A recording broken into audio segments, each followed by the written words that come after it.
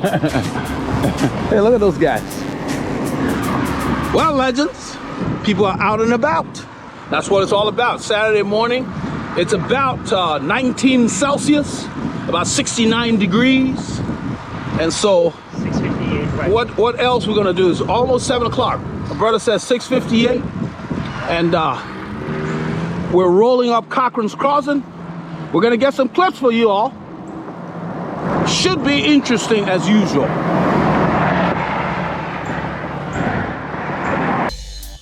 On this ride, Paul and I left Northampton, rolled into the woodlands. We took Creekside, we took the long way out. Once we got there, hooked up that crust pizza, headed out 1488. Very interesting ride, lots of action. Went up Mount Magnolia, 149. I was feeling good, so I pulled that entire stretch until we got to Jackson. Some of the guys split up. We went through the forest after going through Dacus. And we encountered some longhorns on camera. Once we got into the forest there, we took the guerrilla route. And right around there, we took pictures. You know, we got some good little shots of the longhorns that were out of their pen. Usually, that's not the norm. You don't see them roaming the roadside. So even the cars that were going the opposite way had to wait. But the rest of the route coming back in were off camera. We did not go to Taco with the group. Paul and I came straight in because we had other things going on. I had an appointment and time was critical, so we did not stop at the second stop with the group. But it was a very, very interesting ride.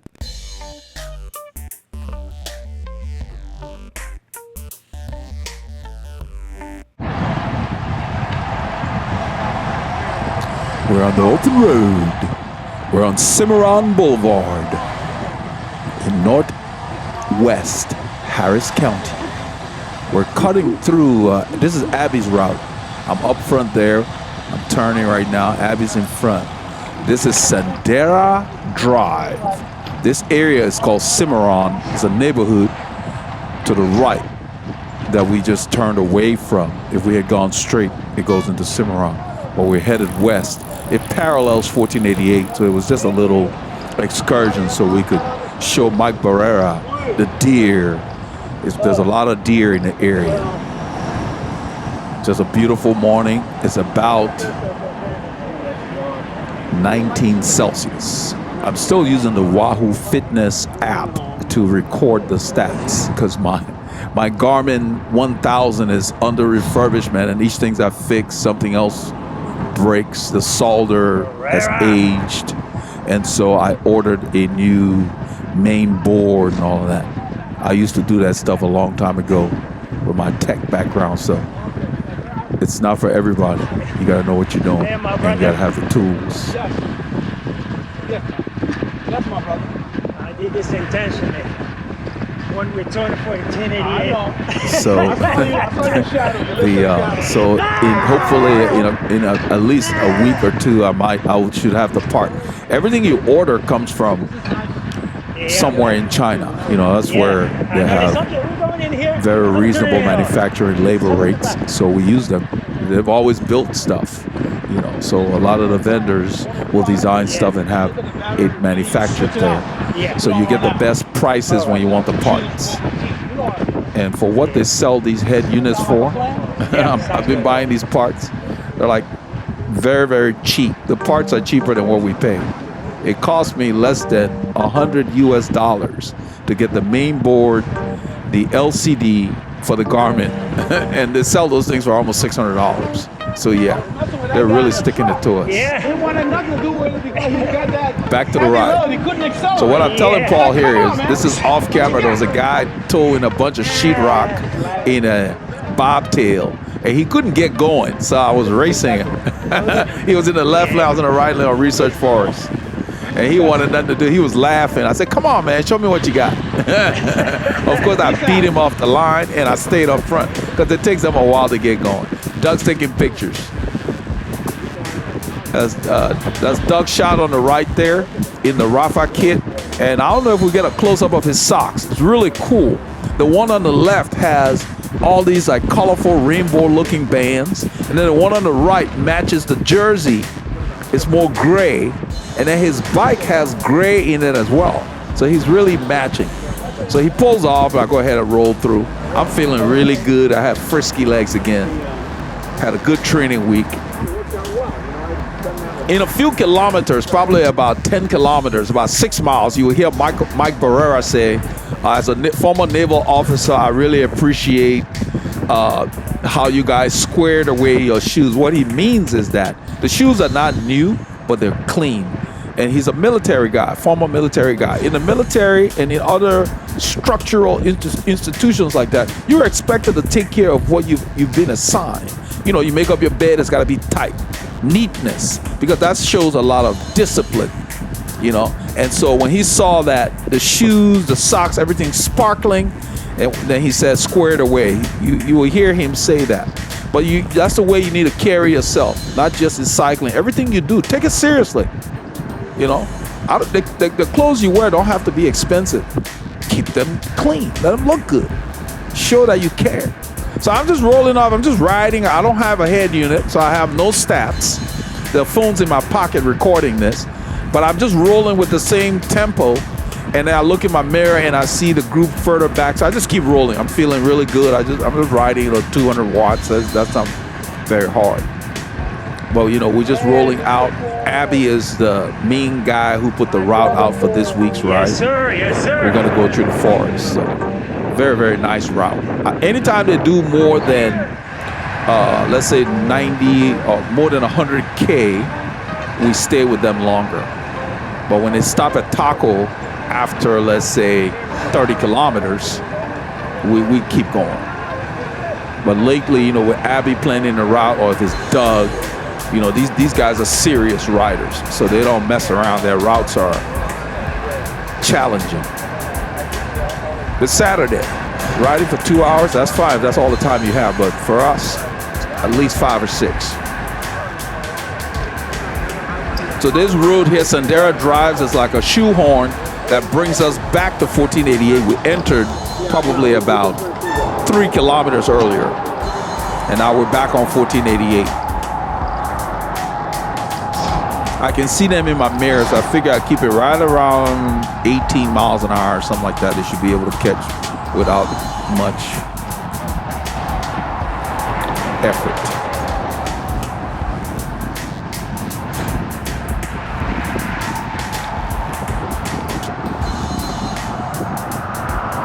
So it's been really odd because I've had the head unit for many years. It's been odd training with no metrics, no stats. I even use it to tell the time.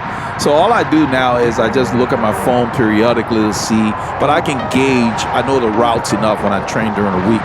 You know, I've got like an hour and a half to train, so I'll kind of watch that. But other than that, I don't really miss having it. You know, I just ride by feel, you know, depending on my goal for the ride that day. And so right now, I have no stats. I'm just riding.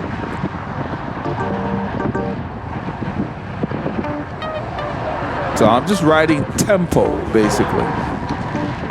I see Abby get on my wheel, so I go ahead and continue for a bit. I'm not going to stay up here too long.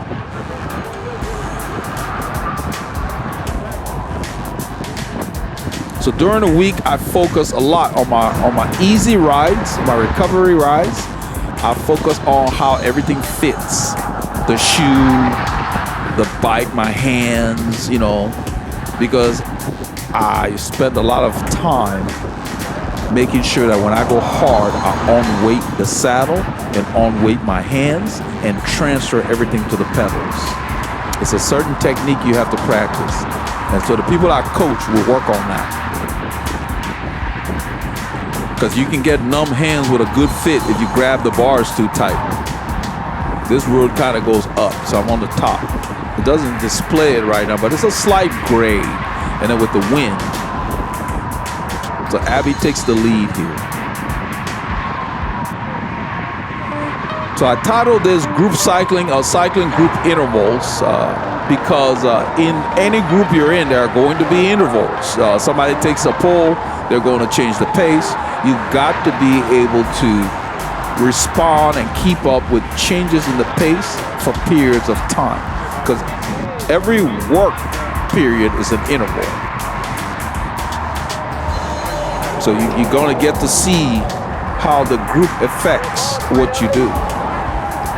That's Mike Barrera from San Diego, California in all black. He's got the Cervelo P5 today. That's Doug's shot right there in the Rafa kit. His brother Greg is the one that took us out west. I slipped right back in front of Paul. So this is what Mike Barrera was talking about when he said squared away. We didn't just wear any kind of white socks with the shoes. We made sure the socks that we wore, they're not new, but they're bright. Because, you know, if you don't separate your colors or take care of them, they can kind of get a little dull. So he noticed that they look new because of the care that we put into it. That's what he meant when he said, as a former naval officer or an ex-naval officer, I like how squared away. You will hear him say that on camera. And we got the message because it's like, that's the way I was raised. If you're going to do something, do it properly or don't do it at all. There's no halfway.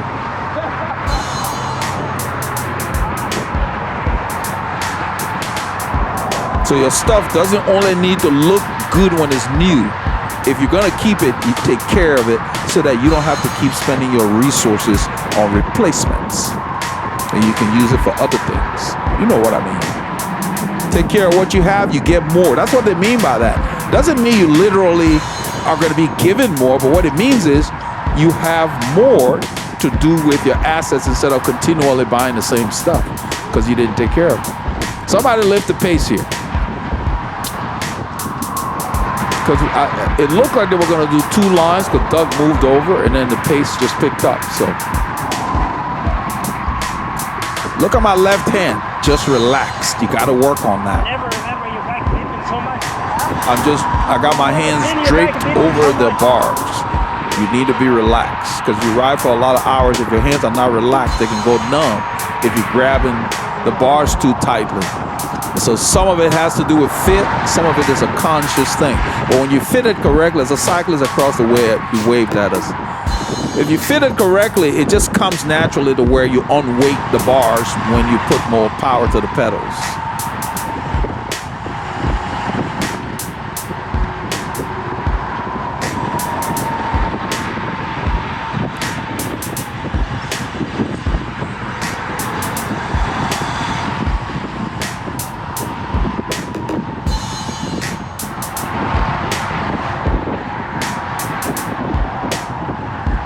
Getting to like this Souke kit, the orange, the red orange one. We wore the yellow one before. We've worn this in the past. It really works well. I love the fit. Second skin fit. Listen to the wind, and it's dubbed. And we're doing 40 kilometers an hour, about 25 miles an hour. Sustainable on a flat road, slightly up here.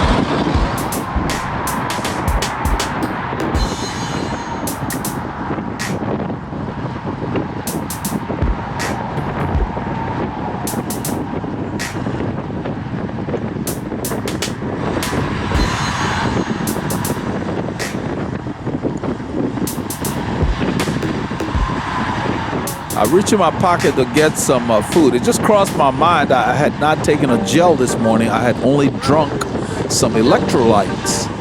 So I go ahead and put something in there for like the second or third hour. We're going to be out here for about 6 hours.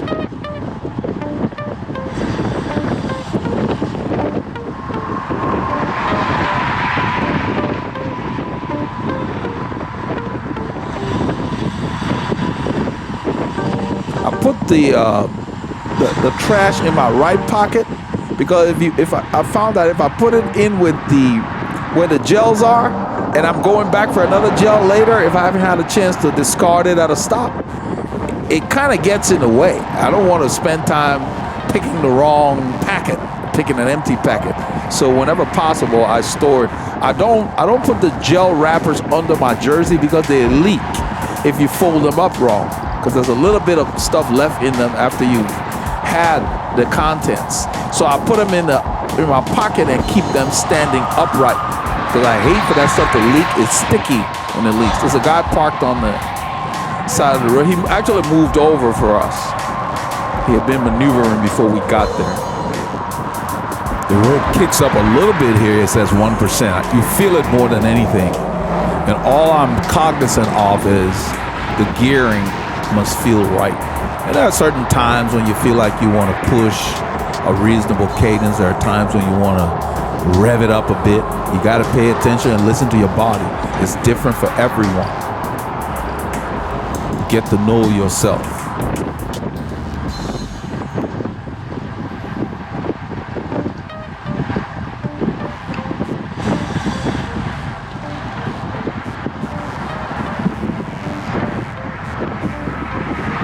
I'm trying to stay low to benefit from the draft.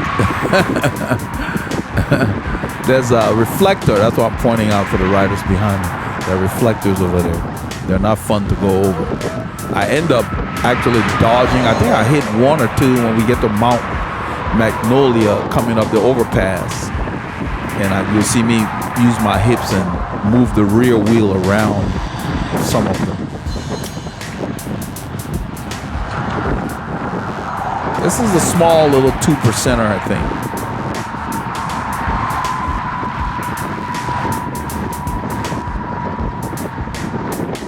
We go over this one, it levels off. Then we go maybe about a kilometer or so, and then we get to the overpass. And it gets up to like 3.5%, but it gets there. It's how it gets there. It's like you start going and it just kicks up. It's like a ramp. Like, you know, they have specific intervals you can use to train for those kind of things, like Russian step intervals are pretty good, where you should be able to go, and, you know, and recover quickly and go again.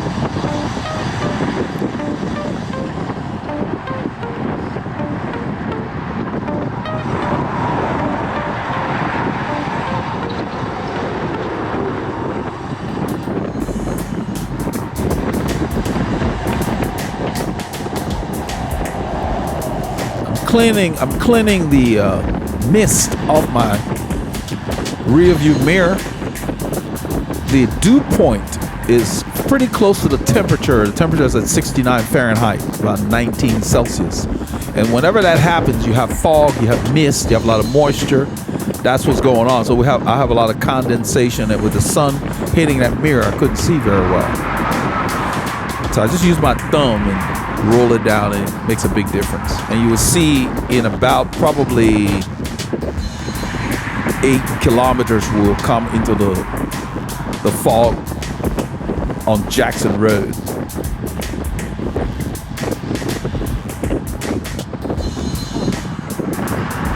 It's Clement Champoussin, John Clement Champoussin Malbrec from the AG Tour Citroën La Mondiale team. We renamed him Clement Champoussin because he rides like that guy. Those of you who are not familiar with Clement Champoussin, look at some of the films in the UCI races. He's one of those riders that never says die, and that's how John is. John pushes, he will push. He doesn't know how to quit. You got to really work him over before he quits.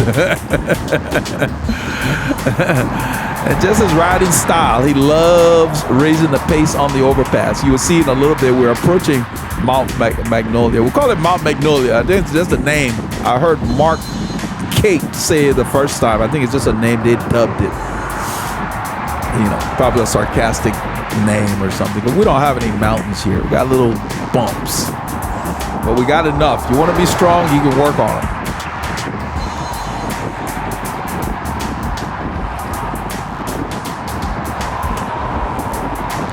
So this weekend, on Sunday, after this ride, unfortunately, she's fine, she's recovering. A professional rider was hit on Honia Egypt Road, one of my favorite roads in the area, by a driver who was not paying attention. He turned left and ran into her. professional triathlete. She was training for Kona. They come down here to get acclimated to the humidity that they're gonna have out there. But she's in the hospital. She's fine. Got some little bumps and bruises, and we expect a full recovery. It is unfortunate, but we wish her well.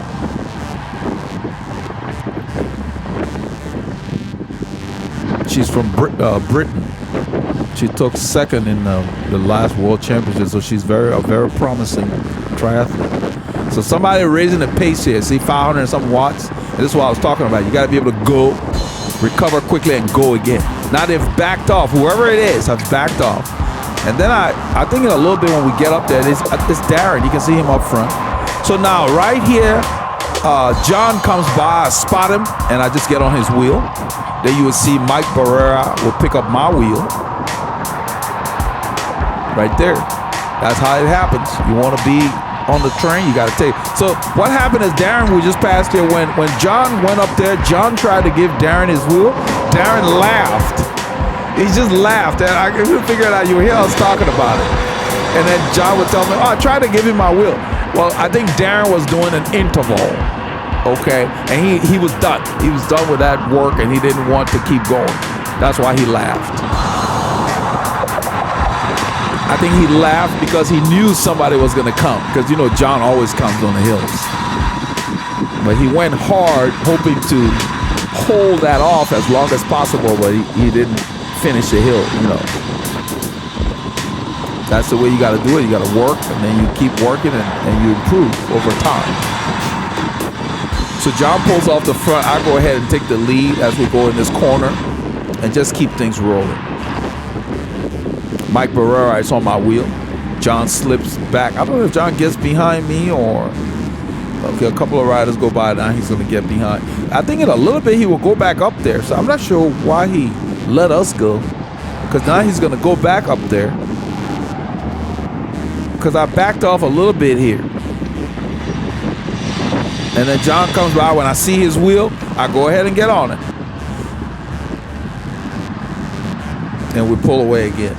And that's what I mean. These are intervals. So there are 3 intervals we've just done. If you don't train properly and you're not able to do that, you have to do specific training. It's a mixture. It's a recipe. The overall program should include some specific training to teach your body how to recover. This is where Mike Barrera is going to comment about being an ex-naval officer and he liked how our shoes are squared away, meaning neat, clean. The military is real high on that.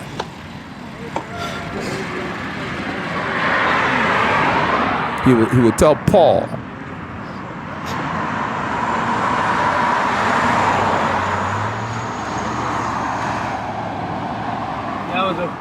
As a former naval officer, I can appreciate the squared away nature of your shoes. Thank you. Give a wheel for a second there. Green lights. I think he was done. Green up. You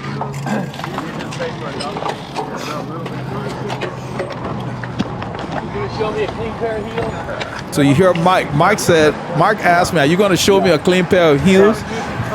In cycling speak, are you going to take the pole? Are you going to lead? That's kind of what I got from it. And I nodded. And I'm going to just sit there. I'm feeling really good this morning. I decided I'm just going to sit there. This is a narrow shoulder road, so I'll just pull the group. My plan was to pull them all the way to the 149 Jackson Exchange. So I have no head unit, so I'm just strictly going by feel. I keep my eye on the group, and I just go ahead and go through the gears and just keep it at tempo pace. A little higher than zone 2, but not at sweet spot for me anyway. I figured that would be a reasonable pace for people sitting in the draft to follow. It's not easy, but it's not very hard either.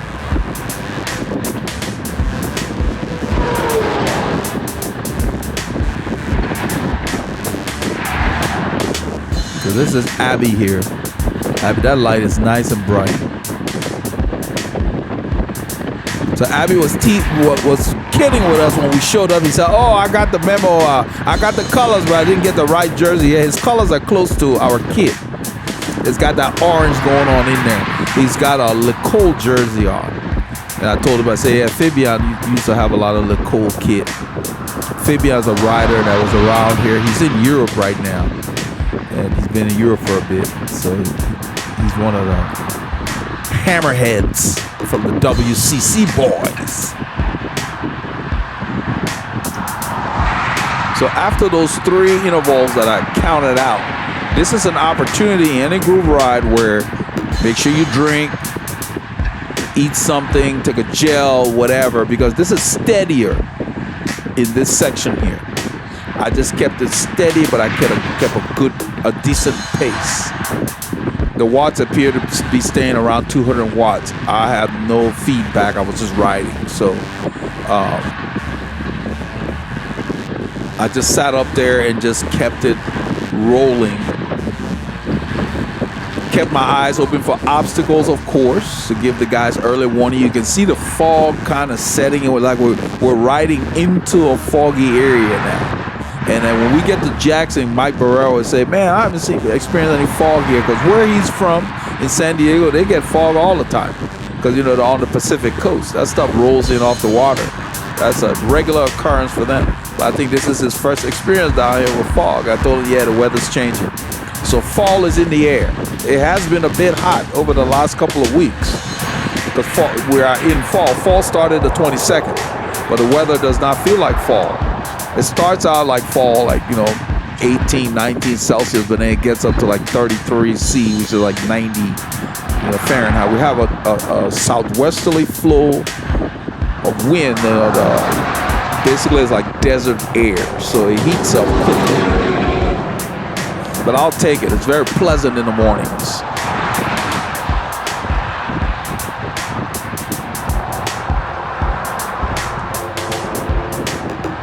That's Doug shot in front of Abby right there, Greg's brother.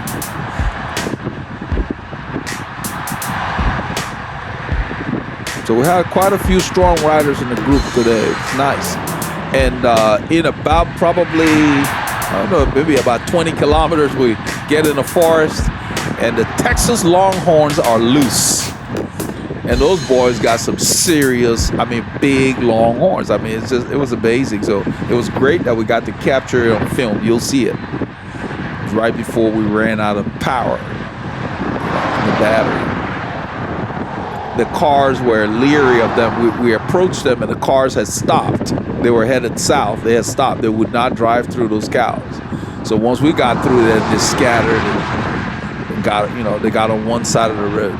I'm moving over because there's a rider there. It's Paul Meyer. Paul Meyer is really cool. He used to be a former coach. Hey, Paul. He's a lifelong athlete. We were talking football, basketball, all that stuff. He used to coach. I believe he coached basketball or something. Out of basketball, football. He coached, I think, high school or college. I don't remember specifically, but that's an athlete. We see him often out here. He's always out getting his K's in. A group of one, doing his own thing. That's the way. Sometimes you got to do that. Sometimes you're just not in the mood to go with a group. Just head out, clip in. That's why the bicycle has one seat.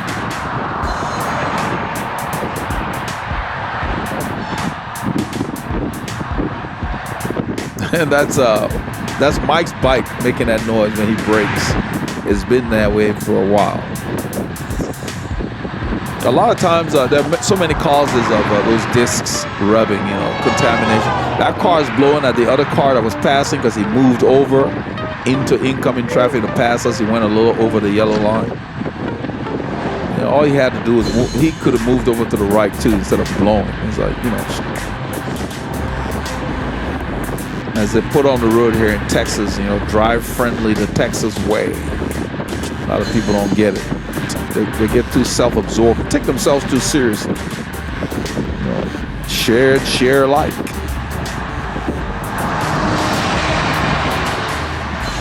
So the lady that was hit that I mentioned earlier,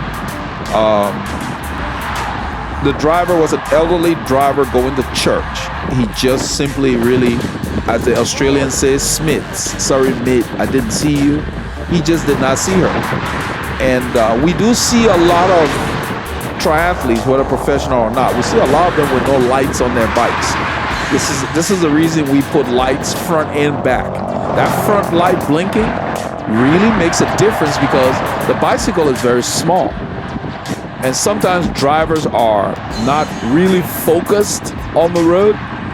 They will see a car because it's huge, but they may not see a cyclist, a bicyclist, or a motorcyclist. So in Texas, motorcycles are required to have a headlamp running all the time. Daytime running headlamp, not like that. They probably started it before cars were equipped with daytime running lights. So that's the reason. You're a small frame in the horizon, and they just probably look right through you. Keep that in mind. If you don't have a light in front, get one. They're reasonably inexpensive, and a lot of them are USB chargeable. Put one on the front, they will see you. Since I started riding with lights on the front, no one has cut in front of me. That used to happen back in the day. They just don't see you coming out of their driveway, whatever. So this driver had no malice, just guy going to church. Or I don't know if it's a guy or a lady, but it said an elderly driver going to church, turning left into the church's parking lot. The rider was, I believe, coming south, and the driver was headed north. And the driver turned left, basically into the cyclist, which proves that he simply did not see her. You know, but the good thing was she was not critically injured, so she's got some fractures and, you know, minor breaks here and there, and, you know, it sucks being off your bike when you've been preparing for an event, getting ready to go to Kona, you know, to represent. So that stuff can be depressing, but the good thing is her prognosis is good. So say a prayer for her. I'm trying to see if I can get her name here for those of you who want to look it up. It was on the GroupMe board. Somebody put it there. Let me get her name. I thought that was kind of cool. So, and I like that road. So let's see here. Yeah, she's the Ironman World Championship runner-up. The lady I was talking about. This is where I pull off, because I pull the whole way. I'll pull off in a little bit. Her name is Kat Matthews. She's a British triathlete, a professional triathlete. And she had just taken second at the Ironman World Championship. And she was getting ready for Kona. So, Kat, our prayers are with you. Stay strong. Eat those gelatins or whatever they give you in the hospital and recover. Get back out there.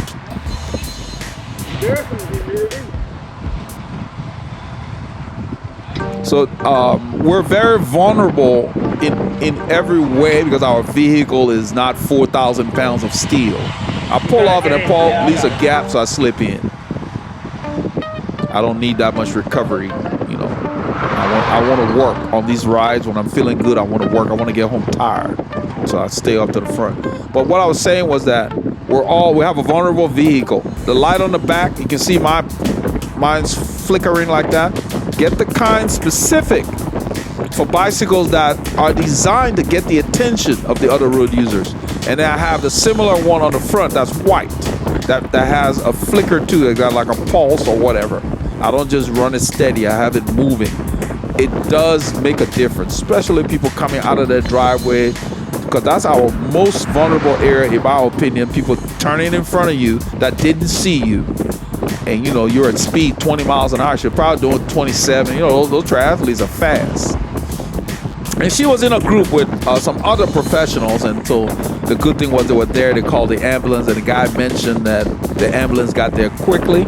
She was unconscious, so they kept her still until the ambulance got there. So she's recovering. We got a picture on the board, on our GroupMe board, with her in the hospital that her husband posted, I believe. You know, so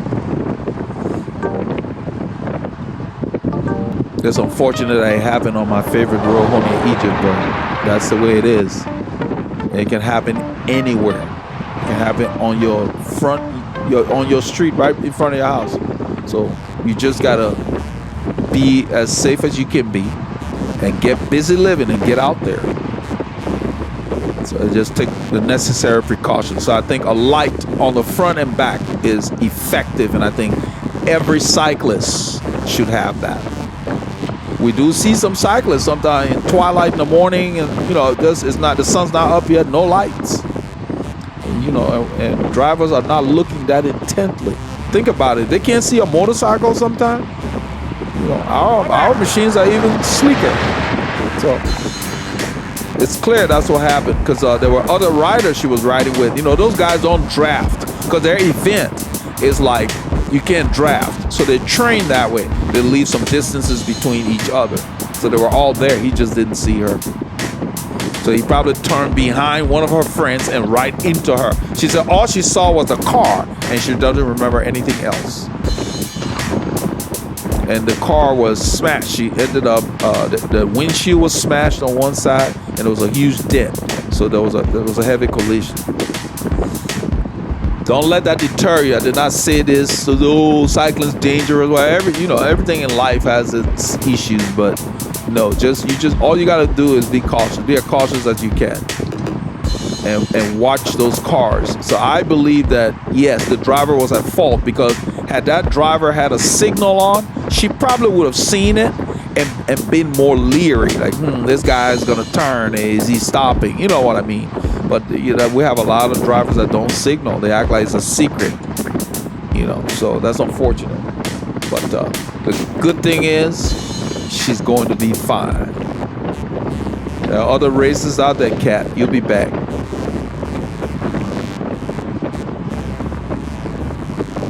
So we're on Jackson here, and I've been pulling for a while. I had pulled for probably 5 miles, let's say, 8 kilometers. And so at this point, all I'm trying to do is recover. By recover, I mean catch my breath, find a rhythm. Because when you're pulling, it's your rhythm. When someone else is pulling, it is their rhythm. So now it's a different interval than what I did. I did a long interval on 149. Now, someone else is up there. We've got some hills coming. So I'm getting myself into a tempo that is different than what I was doing when I was at the front. Because when you're at the front, it's like you're in overdrive, especially with a steady, fast pace. So I was in one gear and rolling for the most part. But when I'm following, I have to react to someone else's pace.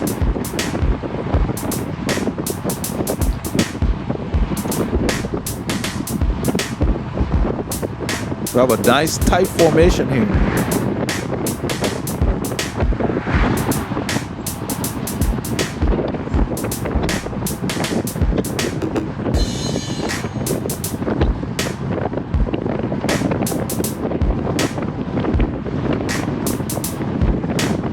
So as I said earlier, use your easy rides to work on your fit. You get a new shoe, you change the cleats, you get a new pair of shorts that may not fit that well. Don't ignore that. Don't take anything new to a big group ride that you have not ridden in. And I'm not talking about, even if you bought like new shorts and you weren't sure what the fit was, wear it on one of your easy rides first. Then take it to a big ride. Always take proven stuff to your big rides, your fast rides, meaning shoes, even helmet. You don't want surprises when you're on your big rides.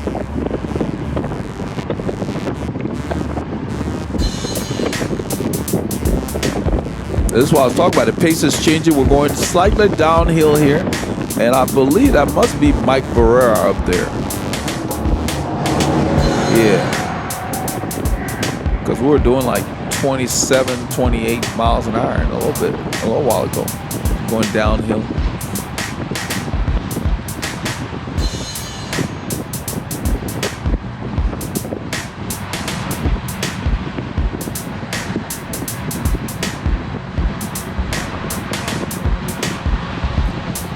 So Mike pulls off. He's going to the back. The Legion. He's got the Legion short. Legion of Los Angeles. Our boys were, the Legion boys were in a fight, and I think they got suspended for the rest of the season. They and another team at some race. It was unfortunate to hear that, but tempers flared, and these boys, after the race, started throwing punches. I was like, come on, guys. So I don't know, I guess, you know, emotions got high. So they had to do something to set the example. You can't have people doing that. And I'm sure the Legion boys and the other guys were not happy about what occurred. Because sometimes emotions get things out of hand, and then people regret. They're not proud of what they did. So they're going to serve their punishment and come back better than before.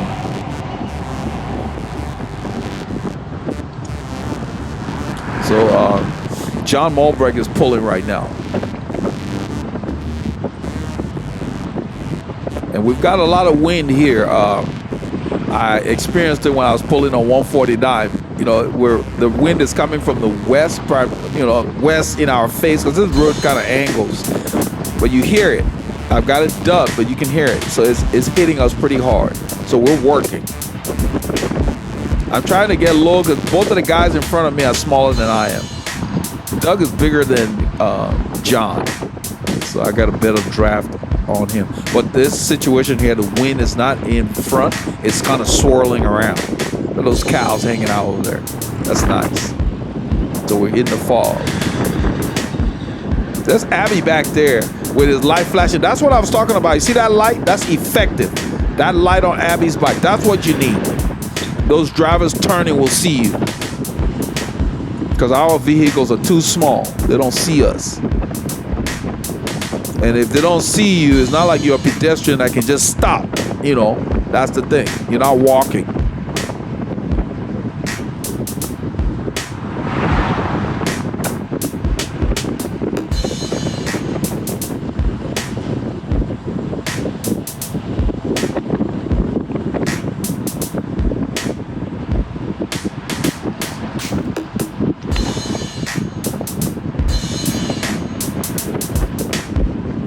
So the roads will start to go up in a little bit.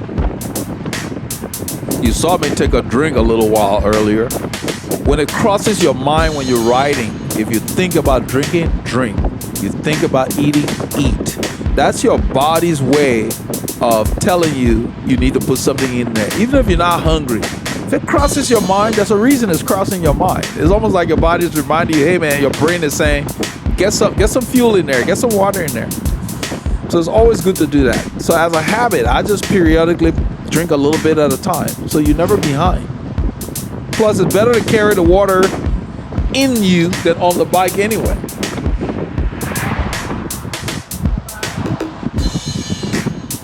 So here we're going up the hill. Somebody said car back. Listen. So the guy comes back. But somebody said car back, then somebody else said car. Like it was some emergency. Don't do that. If you want to alert the other riders about a car coming, say car back. Don't scream like it's a panic, because the only reason to do that is if there's danger. A car coming around you is not necessarily dangerous because a lot of cars are going to pass you on a ride. So resist the urge to startle your riding mates. Just say car back. Car up. Don't say car like you're scaring the crap out of people. You know, so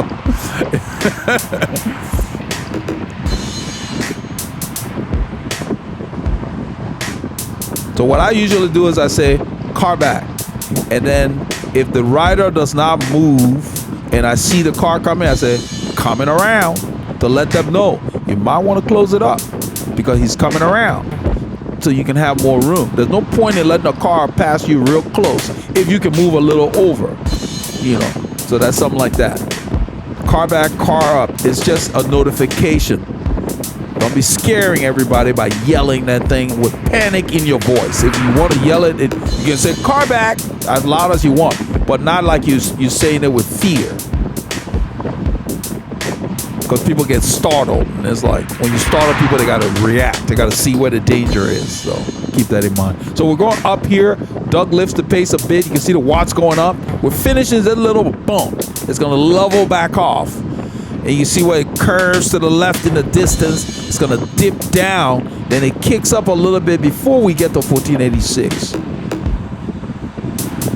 And remember, I had just done a long interval for about 5 miles, let's say, on 149 before we got to the exchange with Jackson Road. Now, I'm nearing the front again, and that's fine because I want to get a good workout on this ride.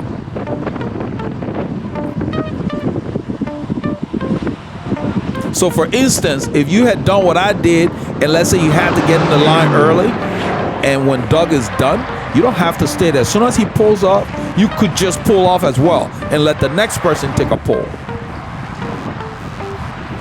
See, you can see I'm putting power to the pedal. Look at the watts, 580 or something like that.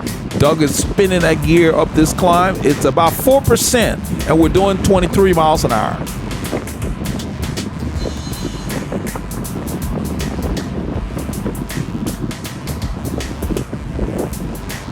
I think Doug must have like a 10. Maybe he probably runs SRAM. He's got like a 10 something because he doesn't have a big chain ring. I think he's got like a 48 on the large one.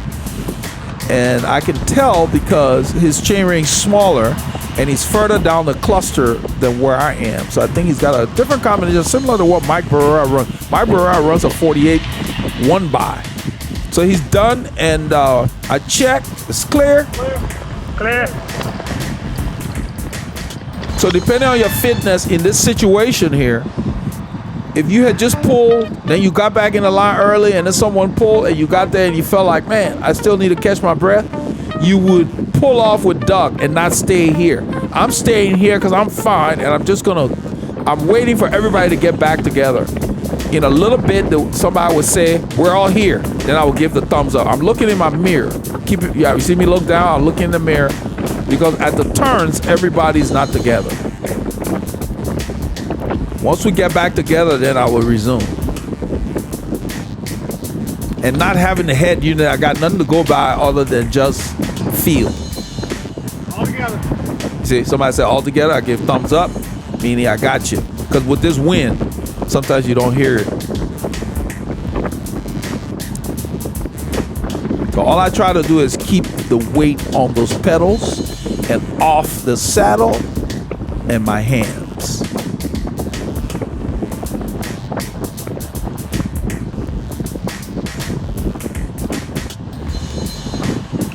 The road kicks up here. You can see 3%. You get there in a hurry. I find the appropriate gear. I keep the cadence reasonable. And since I have no head unit, I don't know what speed, what cadence. I'm just riding. And that's the way you must be able to. Even if you have a head unit, resist the urge to look at it all the time. When I have my head unit, I may glance at cadence periodically, or I look at a clock. What time, how long we've been riding, time to turn around, that kind of stuff. The rest of the stuff is just there for data for later. Some dog is barking. He's not running out or anything. I think he's in a fenced yard. So even when I have a head unit, I don't look at it much. I have different training pages that I set up. And then let's say if I'm doing like an interval or a lap, then I'll go to the smaller one. But I really run the one that has time of day, lap time, and that kind of stuff, so I can keep up with how long my duration is. And then I do have cadence, and then I display power. But really, other than that, the rest of the stuff is just for analysis.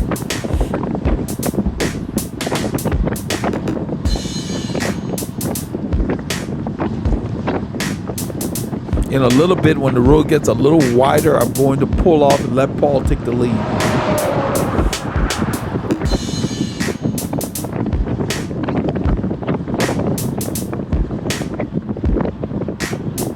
Right there. I'm riding tubulars on this ride, which is very comfortable. Gotcha.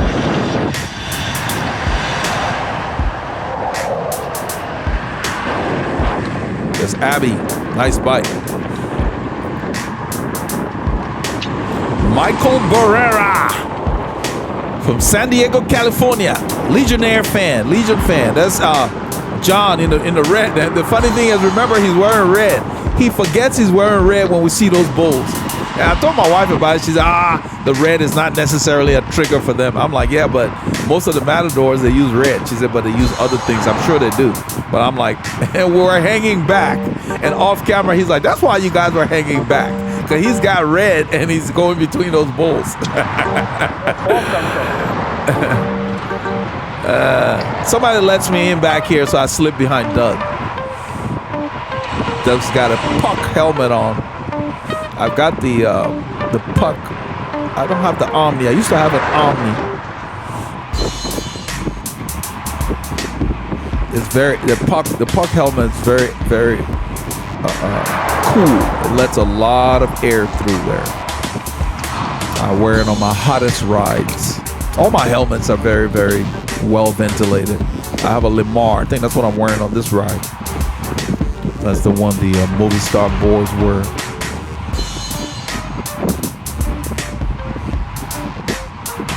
So yeah, you see Doug's socks? Look on the left. So he put the most colorful sock on the traffic side. So they can't say they didn't see him. Then he's got a light blinking. You can't say you didn't see this. Then you don't need to be driving. I noticed that when I was driving. I was like, cool. That's the kind of stuff I like. That's cool. Look at that. The white, the blue, then he's got that little light, almost like a coral color at the top. So when his leg's moving, that's all you see. Then he's got the gray on the right that matches the bike. There's a part of his bike that's gray and a part of that jersey. I was like, this guy. I thought I was the only crazy dresser. That's cool. That's a person who's having fun.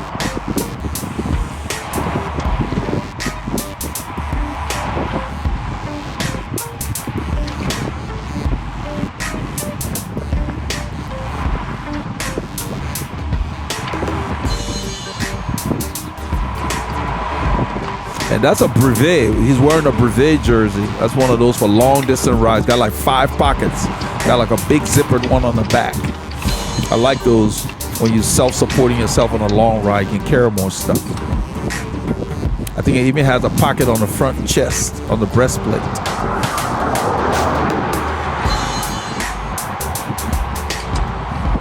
Hey! That's a dog. You probably didn't see that. Dogs can get hurt. The dog lumbered in front of that truck. Yeah, you see that car? Yeah, that truck.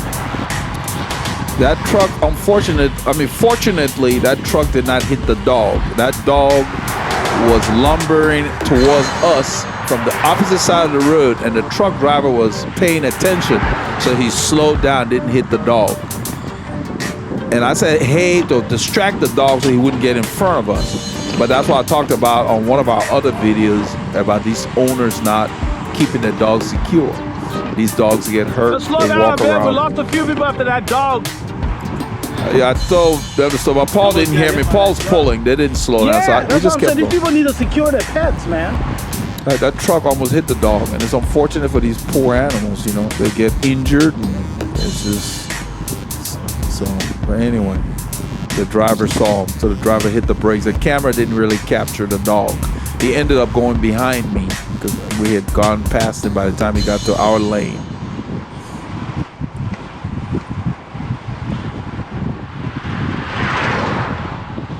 If that truck was not looking, he would have hit that dog. He just slowly came across the road. Yeah. He lumbered across the road, a big dog, and just kind of lumbered at his own pace. So Paul's done pulling, and I think in a little bit I'm gonna ask him if he's okay or something. Come on, my brother. I told him to come on because he had slowed down and this road going up, and someone had lifted the pace up there. So you can see my watch, 300 and something. So the pace, it was not what Paul was pulling. It's just somebody raised the pace. And so I wanted him to be ready to accelerate. And this is stuff I talk about. If you want people to pull and you're going to be doing that, they're not going to go through. You know, when you're doing a group ride and you want people to work with you, you keep the effort around what the person was pulling at so they can come back and do more work. Even in a breakaway. Come on up, Mike. If you're going to raise it, I'm telling Mike to come up because I want to ask Paul if he's good. Hey, Mike. Okay. He said they're good. Okay. So the person raised the pace, and they still got the pace high. So I put the camera in my left hand. You can see my head unit's gone. That's the holder for my head unit right there, on the bottom right there. And my head unit is kaput. So I'm refurbishing it. So for less than 100 USD, I'll have a totally refurbished Garmin 1000. So I should be able to get many more years out of it. I'm waiting for the part. They shipped it already. It's coming from somewhere in Shenzhen, China, or something like that. That's where the stuff comes from. But you do have to know what part number you need. I mean, they make it easy.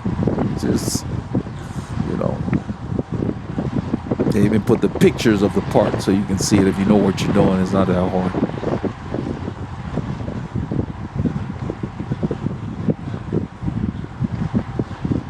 So I changed the battery. I already have the new battery. Now I'm changing the main circuit board, and I've changed the backlighting, the LCD. So that's it. That's everything that's in there. The case is fine.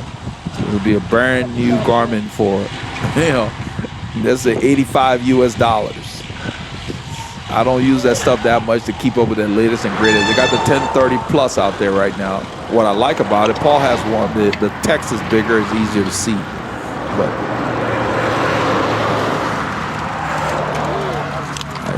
I plan on using those dollars for other things. There's a car coming, and so when these guys go through, we couldn't make it, so we stopped.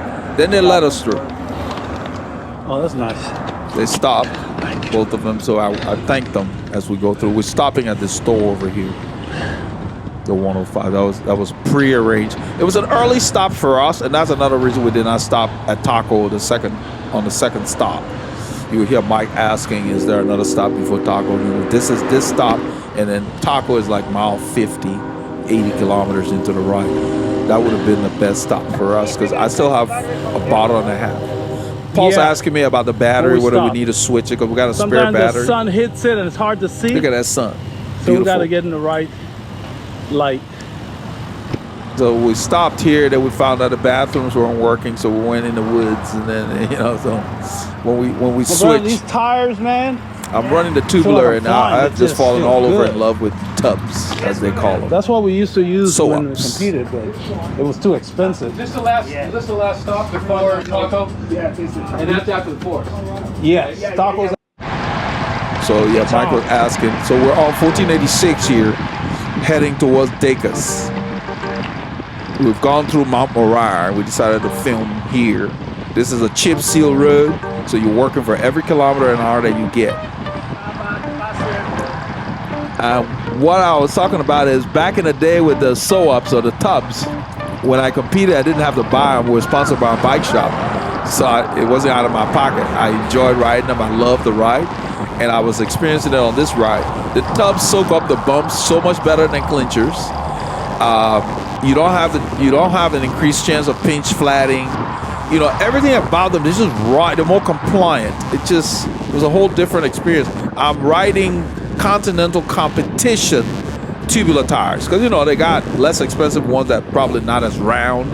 So it has to do with the quality of the tire and the install. I use glue. I don't use tape. Some people do. I've never used the tape. I like the glue. And I glue them with several layers, you know, coatings of glue. I don't do just one. You know, some people do one or two. I think I did 3. I do 3, and then I put a final coat on the rim when I'm ready to put the tire on. I put one on the tire earlier, let it dry, but I put a coat on the rim. But I do stretch these tires. The Continental tires, all of them, are tight. And if you don't stretch them, you're going to be working. So, but you install them properly, man. It just, and the other reason I like the tubs made by Continental is the ones they sell us have butyl tubes in there. Well, with the butyl tubes, you can use sealant in them if you choose to. Like they have stands, no seal, no flat, stands, no flat. That's what I carry in my bag when I have these. I don't put the sealant in there ahead of time. I wait till I get a puncture. If it's small enough, then I put the sealant in there because it will probably be okay, but I just don't bother. You know, it's like it's brand new, they're working fine. I'm not gonna, you know. So the sealant allows you to get more life out of the tire. if the hole is small enough, you know, which most of the punctures I encounter are. But it's a little more practical now being able to use sealants than back in the day.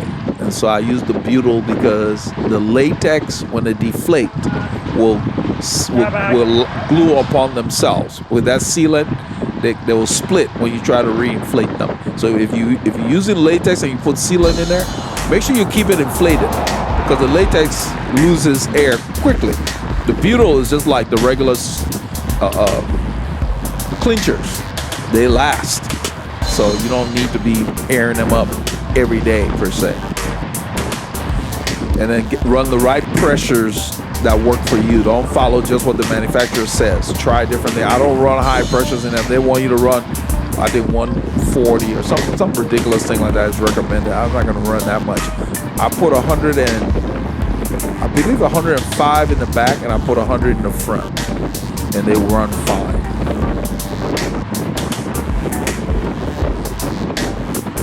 They soak up the bump so much better. So I don't train on them. I use them on these rides, or if I want to do a fast ride, I use them on the weekends mostly, and then switch them out. Put my heavier tires on during the week. It worked on this bike because those wheels make this bike look old school. We hit a dip right there. That's why you saw that little blip with the camera. It's one of those dips that occur where there's a sink, almost like a sinkhole in the pavement, and you can't see it very well. So whoever's leading didn't see it. But I really enjoyed this road, even though it's crappy on the tubs. They didn't feel as bad. So really, there's a big difference. For those of you who ride them, you know what I'm talking about. If you've never experienced them, they do require a bit more TLC and time. You know, you gotta let the sucker dry.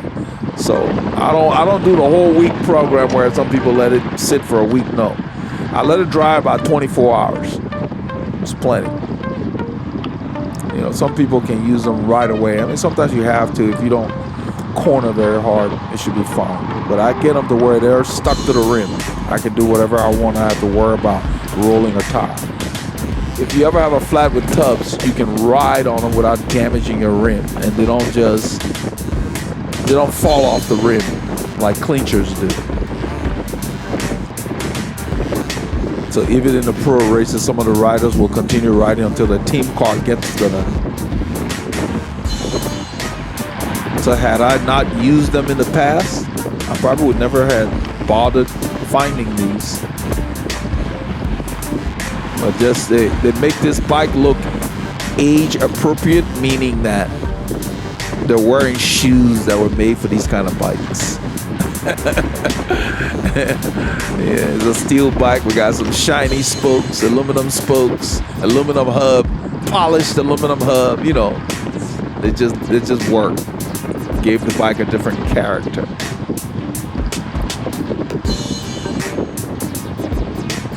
I'm getting a little tired of everything being anodized nowadays.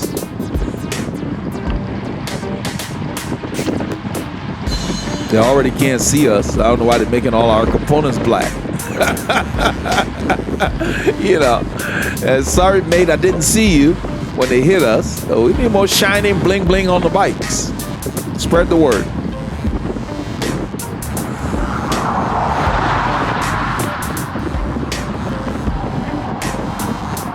So I think it's Mike up there. Yeah, 40K, pulling 40K into the wind on this chip seal road. Yeah, he's working. I'm sitting in at 275, so he's probably riding at 350. You know,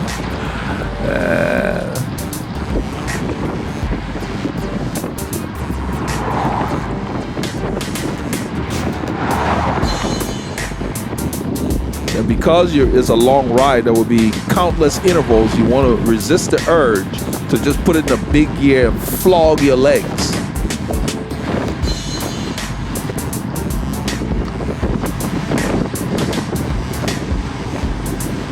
Oh, I thought it was Mike. It was Jonathan that was pulling. Okay, it wasn't Mike. That means Mike is behind. Probably behind Paul. This is a slight descent. We're headed towards Dacus Texas.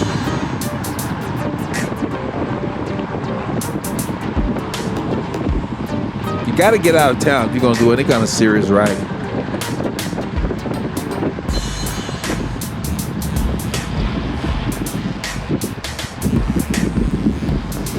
Yeah, I'm not sure why I thought it was Mike. Mike pulled off and went to the back. he started when we got on this road. Because I remember telling him, watch out for the big dog. I said, remember the big dog.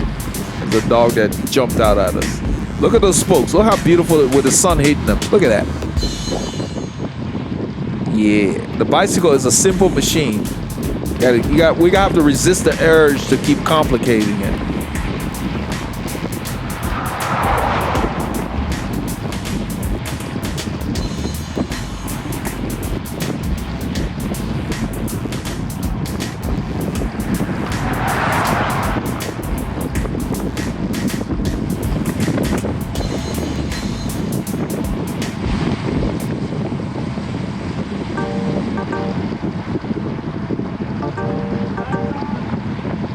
We're in Dacus, Texas. We're gonna be turning right.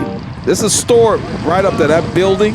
Is they call it Jorge's. That's where we stop there fairly frequently. The riders do anyway. This is Johnson Road. We're gonna take the railroad tracks. We're gonna take Johnson Road to Bethel Road, which goes around where they have those two gorilla statues. We call it the gorilla route.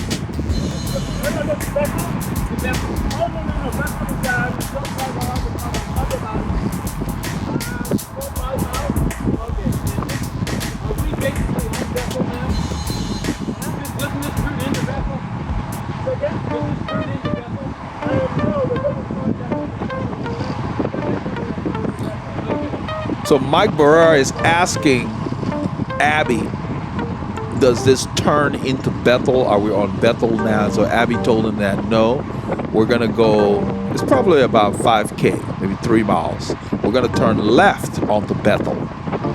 Bethel is kind of an odd thing. It's almost like it splits into a Y when you headed south, and they named both of them Bethel. So the piece that we're gonna get on is the western tip of Bethel that dumps you into the forest, and also 1097, which is also called Bethel. So you gotta look at the map to really get a better appreciation.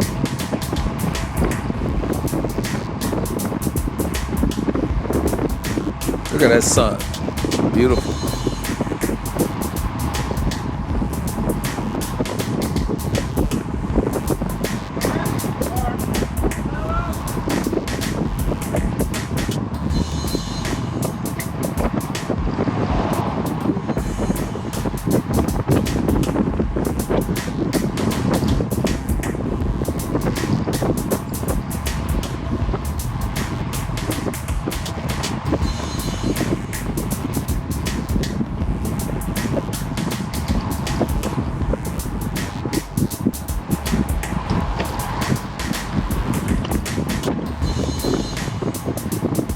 John is pulling.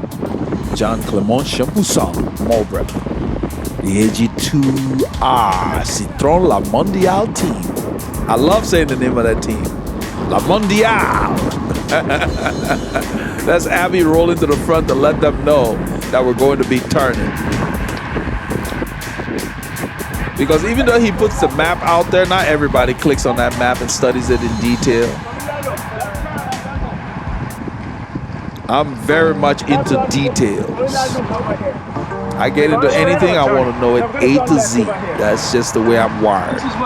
That's in my DNA.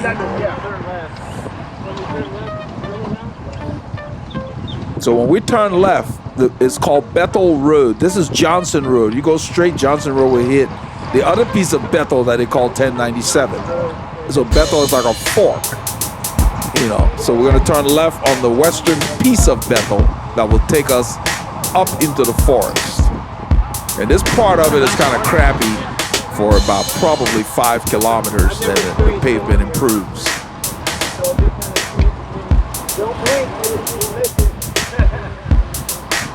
This is Bethel Road. We call it the gorilla route because there are 2 gorilla statues about 2/3 of the way up on this route.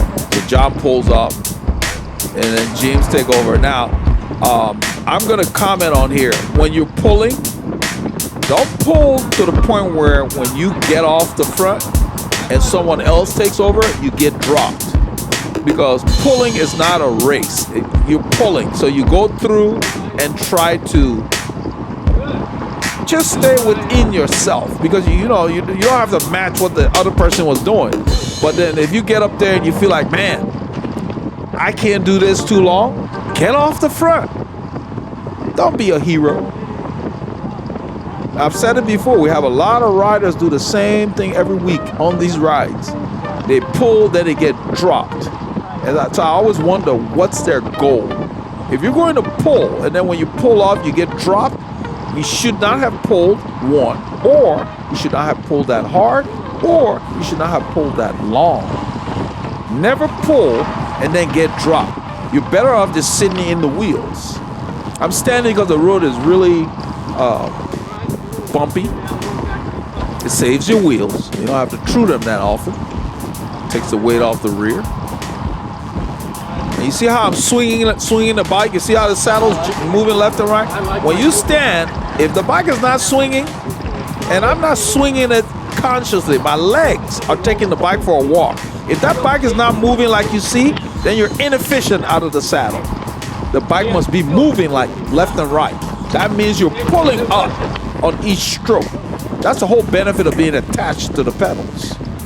So if you see a rider stand and the bike is really straight, they're not getting the most out of that. They're not delivering the most power to the bike. So when I actually stood back there, it was like I was taking a break, because I was using my upper body strength to do the work. And so I wasn't just using my legs. You use more calories. It's not the most efficient, but sometimes it's like you're taking a break. It's like it relieves the way you were using your muscles. Cycling is a science. It is involved. You want to be good at it or anything in life, you have to invest the time. Educate yourself. No excuses.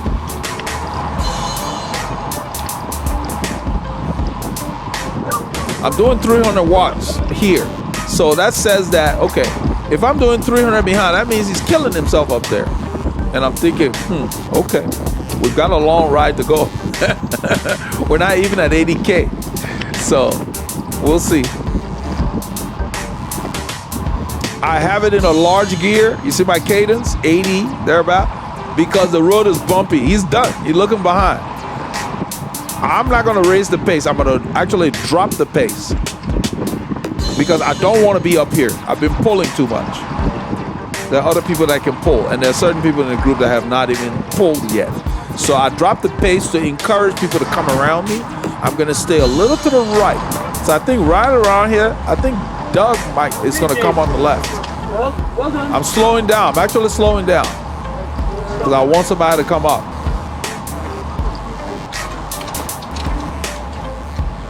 So right there, I just back off the pace. All right. I put it in the small chain ring there. But look at the watts. That's what matters. The speed is low, 19K. But this bad boy is 4%. Then Doug comes through. And I'm going to drift all the way to the back. You see the gap there? I did not get on Doug's wheel. Normally I would. I'm like, no, I'm going to sit in the back. There's other people who like me to put their nose in the wind.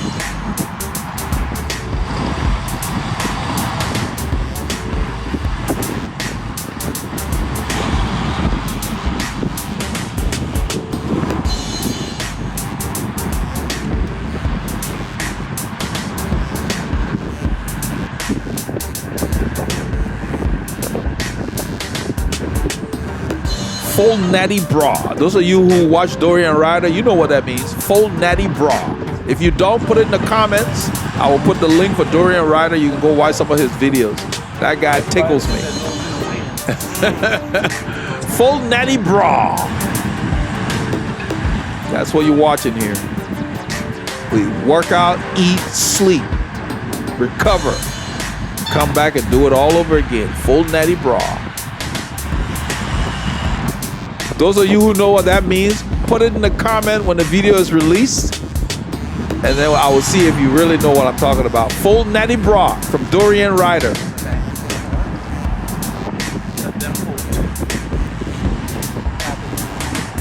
Look at my fingers, relaxed. So what happened is, when you're in a group, and let's say you're working and working, you got to keep in mind, okay, how much further do we have to go? How do I feel? Whatever. Yeah, I could have sat up there and pulled, but I don't want to do all the pulling. You know, we got enough people in the group to pull, so I decided to drift to the back and kind of see who wants to take the lead.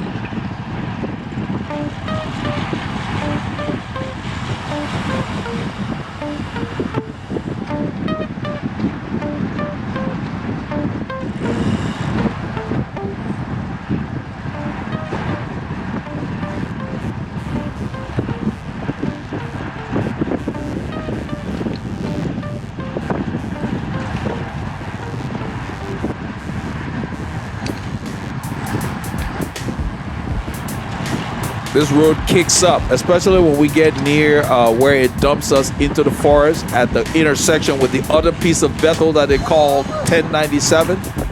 It kicks up, levels up, then kicks again.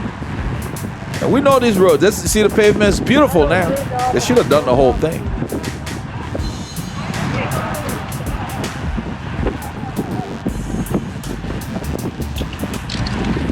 See me shifting. I love those shifters. I love the Campagnolo where they put the shifters. I think I stay seated here. Yeah, look at the watts. 440. Yeah, this is hard. Look at the grade. I think it's more. It says 5. I think it's like 8. It gets there and then it backs off. Then it's gonna do it again. And these little things that come thick and fast. Yeah, they're not long, but you get enough of them on a ride. Yeah, when you get home, you feel it. So we're not done. It backed up a little bit, then it's gonna kick up. They see it's going 1. Let me see how much it kicks up to. But this whole part is a drag all the way to the corner. It keeps saying 0-1, 0-1. I'm watching the stats. Yeah, 0-1. Didn't feel like 1 to me. Like 2.5 at least. Let's see here. I think this is right here. Yeah, there we go. 3. Yeah, I knew it. It surprises you. So that's why you see me shifting. I don't mess around with the gears. I'm going to carry them. I use all of them.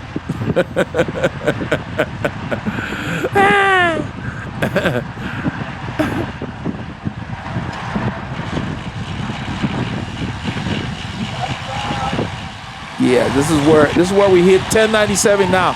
This road we're on is called Bethel. The one to the right is called Bethel. The one to the left is called Bethel. Go figure, right? So the one to the right has 2 names, Bethel and 1097, which is the western tip of it. We turn. Go back short. These guys are chatting about going back short. I just roll through. I get on the back of the group here because we're entering the forest. Usually there are cows on the right. I think I see a little bit, some of them out there.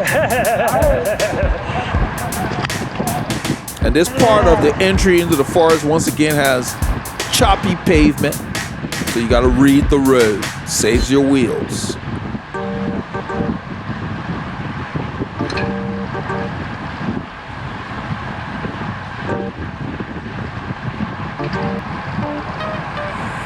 So we're just rolling about 20 miles an hour, 32K. You see the watts? Almost 400 watts. Somebody lifted the pace because this is a 2%er. Yeah, 34K now. So we're doing 23 miles an hour. Somebody lifted the pace.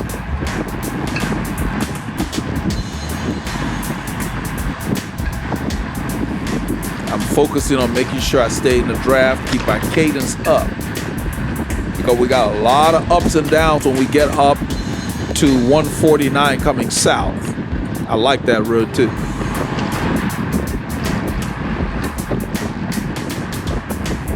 I think in the forest, the other direction is harder. I like the other direction in the forest, but I like this direction. I like, yeah, the other direction on 149 also. I think there's more challenge there. Seems like 2% here, On the other side, we have a 7%er when you're coming south. So someone has lifted the pace, and so it's on. In a little bit, I believe Paul would turn the camera around, and a couple of riders got unhitched. So you lose your attention. You got to focus when you're riding with the group.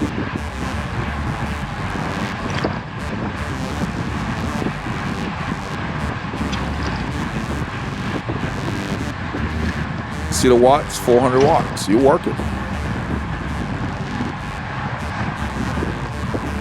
And I can call these numbers now because I've got the data on the screen and yada, yada, yada. But when I'm riding without the head unit, there's nothing on there. Even so, when I have my head unit, I don't even look at it. Because half the time, the backlighting goes off. Because I have it to just go off after a short period of time.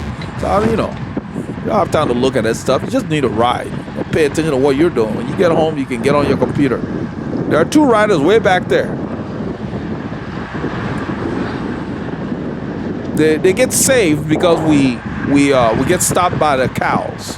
The Texas Longhorn stop us. Because otherwise, this would have been see you later.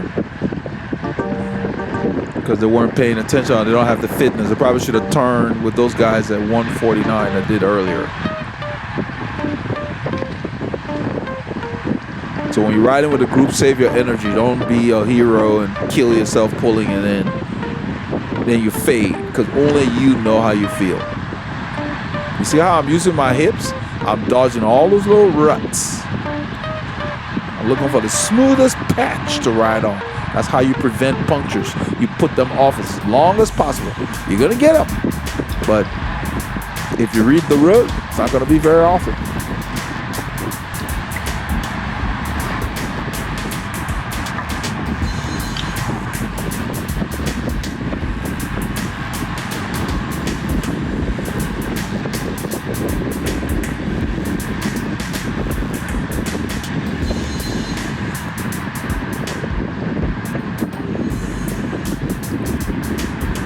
See what I mean when I say you're supposed to sit in the saddle.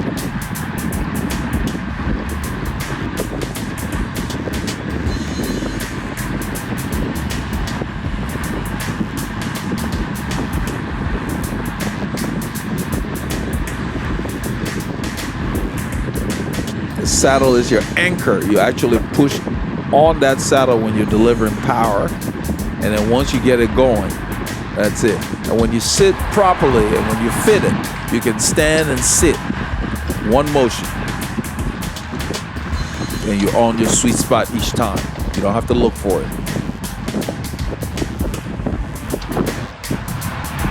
The road's going up and somebody's forcing the pace, and I felt good to stand right there. So I was like, oh, let's get it there. So I put it in the perfect gear. Look at the watts. Almost 500 watts. Yeah. Good effort. That's what I mean by cycling group intervals. These are intervals. And if you have not prepared yourself properly, you like those guys off the back that we flashed on the camera. They missed a few training sessions or just rode around not focused.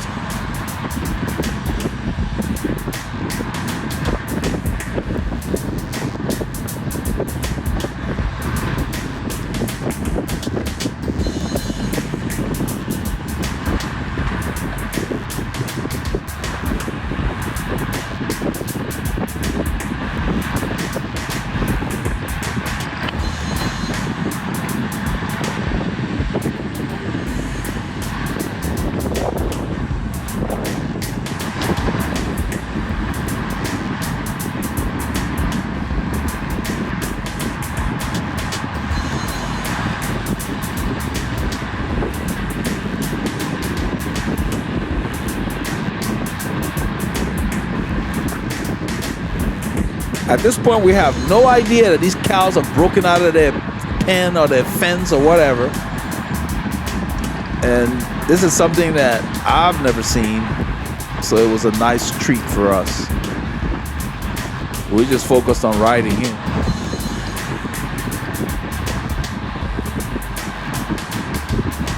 So you see why we like the forest.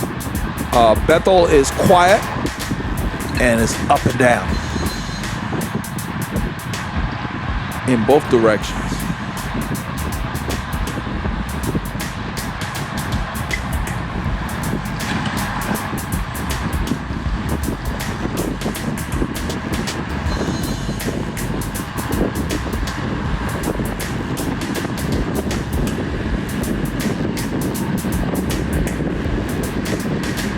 Nice little descent here.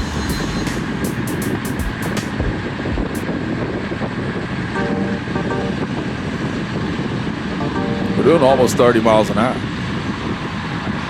Slowing down a little bit.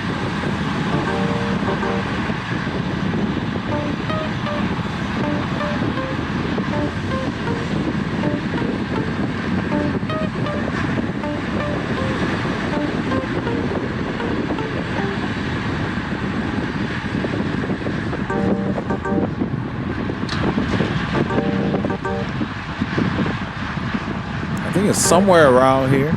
Somebody's gonna slow us down. Right around here. Yeah, the cows are out. Definitely gotta film this, Paul. Yeah. Oh, go take a picture of this guy. Longhorn. And then John is wearing red. Now who's gonna be? You're wearing red. Yeah, Abby said you wearing red. Nice and easy, guys. A matador. Nice and easy. Oh, no. We're good. Oh. And then all of a sudden they take off. Stay still. So Paul told me to stay still. Good Paul boy. grew up on a farm. And then so and there are cars over there that did not want to move. Those drivers did not want anything to do with these guys. And they were waiting. Now that they've moved to that side, now they're gonna go. Longhorn. Texas Longhorns, it lets you know where you are. Red meat.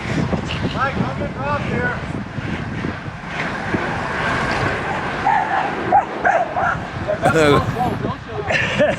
I told you that barking you do, you mess with those cows, they're gonna tell you a new one. So we told John you were wearing red, you went through there. Those things. Where's your home, man? Yeah, where's Pedro when you need him? The matador. You are red John, that thing you just take. Then John said he didn't think about the fact that he was wearing red, and he went through there first. Oh my God! That was cool. That's a, you know, a bit of a timeout on the ride. Yeah. Yeah, they don't get out that often, so they must have trashed the fence or the barbed wire, something to break in the fence or something. So, yeah, you have to be careful with those guys. Those horns, the horns are huge. Johnny, So I don't know what you all did. It's still. You're talking about red. John's still talking about. I wasn't thinking about red. This is part of what we did on Saturday. Remember, get your K's in and keep those doctors far.